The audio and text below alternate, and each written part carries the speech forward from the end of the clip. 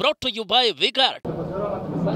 ಏನು ಈ ದಿನ ಸಂತೋಷದ ದಿನ ಅಂತೇಳಿ ನಾನು ಭಾವಿಸ್ಕೊಳ್ತೀನಿ. ನಮ್ಮ 5 ವರ್ಷಗಳ ಹಿಂದೆಯೇ ಸುರೇಶ್ ಅಣ್ಣ ಅವ್ರ ಜೊತೆಯಲ್ಲಿ ನಾನು ರಾಮನಗರ ತಾಲೂಕನ್ನು ಸುತ್ತಿ ಅವರಿಗೆ ಮತವನ್ನು ನೀಡಬೇಕು ಅಂತೇಳಿ ನಾನು ಕೇಳಿದಂಥ ಸುದಿನ ಇವತ್ತು ಸಿಕ್ಕಿದೆ. ಯಾಕೆ ಅಂತೇಳಿದ್ರೆ ನಾವು ನಮ್ಮ ಎಲ್ಲ ಪಕ್ಷದ ಕಾರ್ಯಕರ್ತರು ಸುರೇಶ್ ಅಣ್ಣ ಅವ್ರಿಗೆ ಒಳ್ಳೆಯ ಮತಗಳಿಂದ ಅವತ್ತು ಜಯಶೀಲರನ್ನಾಗಿ ಮಾಡಿ ಲೋಕಸಭೆಗೆ ಕಳಿಸಿದ್ರು. ಅದೇ ರೀತಿ ಇವತ್ತು ಸಹ ಅವರನ್ನು ಲೋಕಸಭೆಗೆ ಕಳಿಸ್ಬೇಕು. ಅವತ್ತು ಅವ್ರ ಜೊತೆಯಲ್ಲಿ ನಾನು ಗಾಡಿಯಲ್ಲಿ ನಿಂತ್ಕೊಂಡು ಮಾತನಾಡುವಾಗ ಸರ್ ಸದಾ ನಿಮ್ಮ ಜೊತೆಯಲ್ಲಿ ಇರ್ತೀವಿ ಅಂತ ಹೇಳಿದ್ದೆ. ಅದೇನೋ ದೈವ ಅದೃಷ್ಟನೋ ಅಥವಾ ನನ್ನ ಅದೃಷ್ಟನೋ ಏನೋ ಗೊತ್ತಿಲ್ಲ. ಇವತ್ತು ಸುರೇಶ್ ಅಣ್ಣ ಅವ್ರ ಜೊತೆಯಲ್ಲಿ ನಾವು ಇವತ್ತು ಹೋರಾಟ ಮಾಡಿ ಅವ್ರನ್ನ ಮತ್ತೆ ಲೋಕಸಭೆಗೆ ಕಳಿಸೋದ್ರಲ್ಲಿ ನಾವೆಲ್ಲ ಪಾತ್ರರಾಗಬೇಕು ಅಂತೇಳಿ ಕೇಳ್ಕೊಳ್ತೀನಿ. ಇವತ್ತು ತಾವೆಲ್ಲ ಕೇಳ್ಬೋದು ಯಾಕೆ ನೀವು ಜನತಾದಳ ಬಿಟ್ರಿ ಅಂತ. ಒಂದು 35 ವರ್ಷಗಳ ಕಾಲ ಅಂದರೆ ನಮ್ಮ ತಂದೆ ಪಕ್ಕ ಕಾಂಗ್ರೆಸ್ ಅವತ್ತು, ಕೆಲವ್ರಿಗೆ ಹಿರಿಯರಿಗೆ ಗೊತ್ತು, ಅವಾಗ ರಾಜಣ್ಣವ್ರಿಗೂ ಗೊತ್ತು. ಆ ದಿನದಲ್ಲಿ ಇಲ್ಲ ನೀವು ಕಾಂಗ್ರೆಸ್ ಇಂದಿರಾ ಗಾಂಧಿ ಫೋಟೋನ ತೆಗಿಬೇಕು ನೀವು ಅಂತೇಳಿ ವಾದ ಮಾಡ್ತಿದ್ದೆ ನಮ್ಮ ಹೋಟ್ಲಿದ್ದ. ಇಲ್ಲ ಕಣೋ ನೀನು ಹೋಟ್ಲು ಬಿಟ್ಟರು ಸರಿನೇ, ನನಗೆ ನಾನು ತೆಗಿಯಲ್ಲ ಅಂತ. ಅಂಥ ಒಂದು ದಿಸೆಯಿಂದನೂ ಸಹ JDS ಪಕ್ಷದಲ್ಲಿ ನಾನು ನಿಷ್ಠಾವಂತನಾಗಿ ಕೆಲಸ ಮಾಡ್ತಾ ಬಂದಿದ್ದೆ. ಎಲ್ಲ ನನ್ನ ತಾಲೂಕಿನ ಎಲ್ಲ JDS ಕಾರ್ಯಕರ್ತರು 35 ವರ್ಷಗಳಿಂದ ನನಗೆ ಸತತವಾಗಿ ಬೆಂಬಲ ಸೂಚಿ.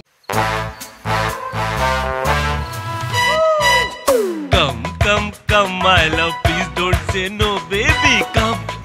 Come my love. V-Guard ನ air coolers extra large cooling pad ನೊಂದಿಗೆ ಇದು ಎಂತೆಂಥವರನ್ನು ಕೂಲ್ ಆಗಿಸುತ್ತೆ. V-Guard air coolers, long lasting cooling. ನಾನು ಜನತಾದಳದ ಯುವ ಅಧ್ಯಕ್ಷನಾಗಿ, ಟೌನ್ ಅಧ್ಯಕ್ಷನಾಗಿ, ತಾಲೂಕು ಅಧ್ಯಕ್ಷನಾಗಿ, ಪ್ರಧಾನ ಕಾರ್ಯದರ್ಶಿಯಾಗಿ ಇಷ್ಟೆಲ್ಲ ಕಾರ್ಯವನ್ನು ಮಾಡ್ತಾ ಬಂದಿದ್ದೆ. ಯಾಕೋ ಒಂದು ಸ್ವಲ್ಪ ನನಗೆ ನೋವುಂಟಾದಾಗ ನಮ್ಮ ಅವರಳ್ಳಿ ರಾಜಣ್ಣ ಅವರಿಗೆ ಮಾತಾಡಿದೆ, ಮತ್ತು P. ನಾಗರಾಜ್ ಅವರಿಗೆ, ಅಶ್ವತ್ಥಣ್ಣನಿಗೆ, ಕಬಡ್ಡಿ ಬಾಬು ಅವರಿಗೆ ಮೊದಲೇ ಮಾತಾಡಿದಂಥ ಪಕ್ಷದಲ್ಲಿ ನನಗೆ ಇಲ್ಲ ಇರಿ ಅಂತ ಹೇಳ್ತಾನೆ ಇದ್ದೆ. ಆದರೆ ನಮ್ಮ ಈ 5 ವರ್ಷಗಳ ಕಾಲ ಸತತವಾಗಿ ನಾನು ರಾತ್ರಿ 10:30-11 ಗಂಟೆಗೆ ಹೋದಾಗಲೂ ಸಹ MP ಅವ್ರ ಕಾರು ಮಾಗಡಿ ಕಡೆಯಿಂದ ಬರೋದು, ಕನಕಪುರದ ಕಡೆಯಿಂದ ಬರೋದು, ಇದೆಲ್ಲ ನಾನು ನೋಡಿದ್ದೇನೆ. ಇಂಥ ಒಂದು ನಿಷ್ಠಾವಂತ ಕೆಲಸ ಮಾಡಿ ಅವರಿಗೆ ನಾವೆಲ್ಲ ಸಹಕಾರ ನೀಡಬೇಕು. ಯಾಕೆ ಅಂತೇಳಿದ್ರೆ ಬೇರೆ ಯಾರೇ ಆದರೂ ಸಹ 8 ಗಂಟೆ ಅಥವಾ 7 ಗಂಟೆ ಆದಮೇಲೆ ಅವ್ರ ಮನೆಗೆ ಸೇರ್ಕೊಬಿಡ್ತಾರೆ. ನಮಗೆ ಸಾಕಪ್ಪ ಇವತ್ತು ಬೆಳಿಗ್ಗೆಯಿಂದ ಸುಸ್ತಾಗಿದ್ದೀನಿ ಅಂತೇಳಿ. ಅದನ್ನೆಲ್ಲ ಬಿಟ್ಟು DK ಸುರೇಶ್ ಸಾಹೇಬ್ರವರು ಸುಮಾರು ರಾತ್ರಿ 1 ಗಂಟೆ, 12 ಗಂಟೆ, 2 ಗಂಟೆ ಗಂಟ ಹೋಗಿದ್ದಂಥ ಸಂದರ್ಭವೂ ಸಹ ನಾನು ಕೇಳಿದ್ದೀನಿ. ಇವತ್ತು ನಮ್ಮ ತಾಲೂಕಿನಲ್ಲೂ ಸಹ ಅವರು ಎಲ್ಲ ಕೆಲಸ ಕಾರ್ಯಗಳನ್ನ, ಗುದ್ಲಿ ಪೂಜೆಯನ್ನು ಸಹ ಮಾಡಿರೋದನ್ನು ಸಹ ನಾನು ನೋಡಿದ್ದೀನಿ. ಇದ್ರ ಜೊತೆಯಲ್ಲಿ ಏನು ಕನಕಪುರ ಕ್ಷೇತ್ರದ ಲೋಕಸಭೆ ಇದೆ, ಭಾರಿ ವಿಸ್ತಾರವಾದಂಥದ್ದು. ಅದರಲ್ಲಿ ಯಾವುದೇ ನಾನು 8 ತಾಲೂಕು ಹೋದರೂ ಸಹ ಸುರೇಶ್ ಅಣ್ಣ ಅವರ ಬೋರ್ಡ್ಗಳು ಎಲ್ಲೆಲ್ಲೂ ಮಿಂಚ್ತಾ ಇರ್ತದೆ. ಏನಪ್ಪ ಇವ್ರದ್ದೇ ಮಿಂಚ್ತಾ ಇರ್ತದೆ ಅಂದ್ಕೊಂಡು ನಾನು ನೋಡ್ಕೊಂಬಂದಂಥ ಸಂದರ್ಭವೂ ಸಹ ನಾನು ನೋಡಿದ್ದೇನೆ. ಅದರ ಜೊತೆಗೆ ಈ ಒಂದು ಸಂದರ್ಭದಲ್ಲಿ DK ಶಿವಕುಮಾರ್ ಸಾಹೇಬ್ರವರು ಸಹ ಈ 5 ವರ್ಷಗಳ ಹಿಂದೆ ನಮ್ಮ ಪಕ್ಷ ಕಾಂಗ್ರೆಸ್ ಪಕ್ಷ ಎರಡೂ ಒಟ್ಟುಗೂಡಿ ಕೆಲಸ ಮಾಡ್ತಿದ್ದಾಗ ಭಾಳಷ್ಟು ಜನಗಳಿಗೆ ಅನುಕೂಲ ಆಗಿದೆ.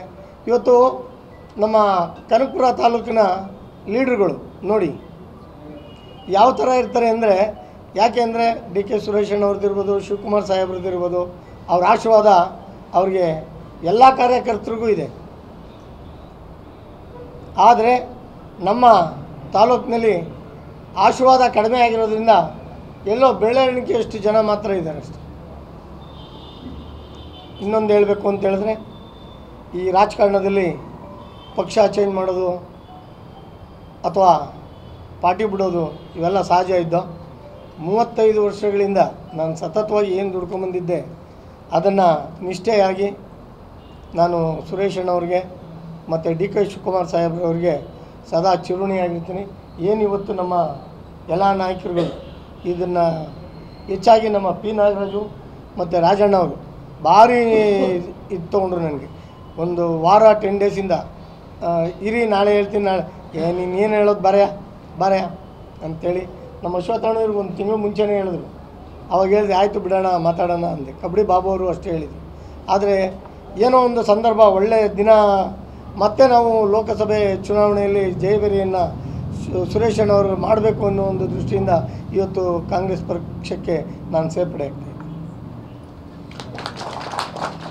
Brought to you by Vigard.